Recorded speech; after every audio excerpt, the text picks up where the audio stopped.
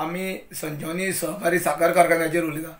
जे संजीवनी सहकारी साखर कारखान्याक जो प्रशासक आसा सत्येज कामत एका मुदतवाड दिवची न्हू अशी ऊस उत्पादक संघटनेची मागणी केल्या। ऊस उत्पादक संघटनेचे अध्यक्ष आसा राजेंद्र देसाय आनी त्यांचे पदाधिकारी आसा त्यांनी मागणी केल्या की संजीवनी जो साखर कारखाना प्रशासक म्हणून आसा त्यांनी शेतकऱ्यांच्या भल्यासाठी कांयच केली ना। उलट शेतकऱ्यांक त्यांनी दिशाभूल केल्ली आसा। ज्या जाग्यार संजीवनी साखर कारखान्याक ऊस लावपाक जाय आसलो त्या जाग्यार त्यांनी सगळी भाजी लागवड केल्ली आसा आनी थंयची कामगारांक त्यांनी भाजी लागवडीन घातलेली आसा। त्या जाग्यार जर ऊस लावन शेतकऱ्यांक जर प्रोत्साहन दिल्लें की तुमी ऊस सोड नाका, तुमी शेतकरी सगळे ऊस करा अशें म्हणून जर प्रोत्साहन दिल्लें जाल्यार तो ऊस आयज हांगा वाडपाची शक्यता आसली अशी तेंची म्हणणी आसा। जो संजीवनी सहकारी साखर कारखान्याचो प्रशासक आसा तो शेतकऱ्यां अजून पर्यंत तर वावरलो ना।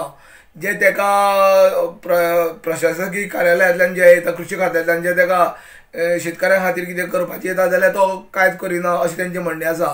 तेन्ना ऊस उत्पादक संघटनेचें अशें म्हणणें आसा की तेका मुदतवाड दिवपाक आमचो ठाम विरोध आसतलो आनी तेका जर मुदतवाड दिली जाल्यार आमी कितें म्हणटा ते मुखार निर्णय घेतले।